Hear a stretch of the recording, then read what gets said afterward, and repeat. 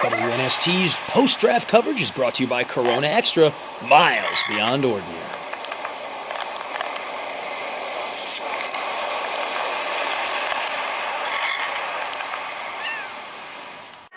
How many of these guys did you feel like you got tremendous value versus your board? Some of these guys, the draft is funny. Some years you get a draft where every player that you like comes off the board how you thought. Other years, like last year, all of our picks were from our top 100.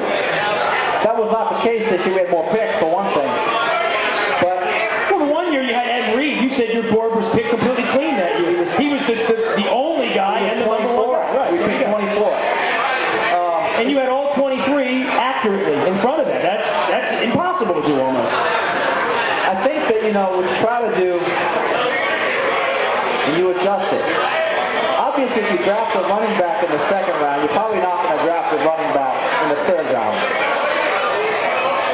You change the way that you draft based on who you get. Sure, it doesn't make any sense for us to draft Brian Brom in the second round if we drafted Joe Flacco in the first round. So those guys get the highest rated players. So you change the list. What you try to get are players who you need, who are also the best available player at the time when you pick. You try to do that. It's an inexact science. We wanted an interior lineman who could play the guard spot, possibly be a tackle. David Hale fit the bill. Cousins, I think, is more of a true tackle type guy. Haruki Nakamura, quite honestly, was a player that we highly rated. We saw that come up. We didn't even know how to. I knew Nakamura because I had a friend named David Nakamura. Interestingly enough, a little trivia about Haruki Nakamura. He went to Kevin Burns High School. There you go, Cleveland. Was it St. Ed's? St. Ed's. All right. Haruki Nakamura, safety, 5'10". What do we know about him? Real dense-ish, maybe a little bit. Good comparison. Very smart football player, great instincts, very physical. As I said, comes from a family of judo experts. They're all black belts. Mom's a 12th degree black belt. Very, very So physical basically, guy. his mom could kick both our asses, is what you're telling me. Maybe yours. I don't know if you got 12th degree black belt there, buddy. Very tough family. Very smart kid. As I said, his brother was an Olympic wrestler. Very competitive, highly competitive family. There's a story that when Haruki came to Baltimore, interestingly enough, he tells a story about how his father flicked his brother's nose at the kitchen table and broke it.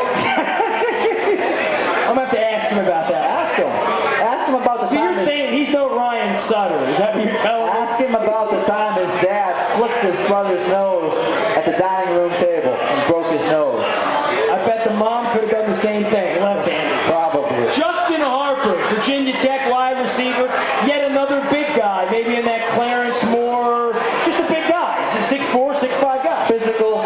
Saw him make some very big plays towards the latter half of the season against Florida State and Miami. Excellent in the red zone. Made some great one-handed catches.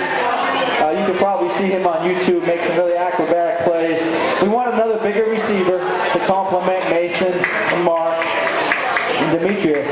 And again, I think at the receiver position, you want to have a little bit of everything on the menu. You want some bigger guys, some more sudden guys, some inside guys, some outside guys. And Justin Harper was the player that our scouts liked. And Cam's looking for bigger receivers. If you look at the San Diego Chargers receivers, they're all about 6'3", 6'4". Malcolm Floyd, Jackson is a big receiver. Antonio Gates. He wanted some bigger guys to compete for the football down there in the red zone. And I think Justin Harper fits the bill.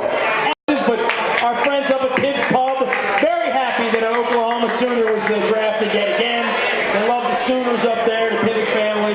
Alan Patrick, Boomer Sooner, last pick, another running back. Thoughts on him?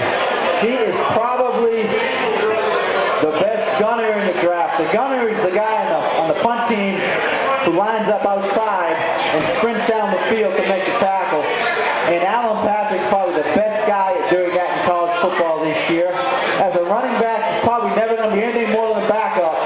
But special teams is really critical. And I know I get asked a lot, well, you special teams, you drafted a special teams player. They can change the game. You have special teams coverage. If you go back to the 2000 season, when we won the Super Bowl, we probably had the best special teams in football that year, with guys like Anthony Mitchell, James Trapp, Corey Harris, those guys. Billy Davis. Those guys are unbelievable special teams players. Hey, let's not forget O.J. Brigance. Gotta put him in there. Sure. We're trying to get back to that, and I think guys like Haruki Nakamura, Alan Patrick, Zibakowski, Marcus Smith. Besides being good position players, those guys are all outstanding special teams players. I'm very excited. I should mention, we got a great special teams coach here in Baltimore, and Jerry Rosberg. He got from Atlanta. He was in Cleveland.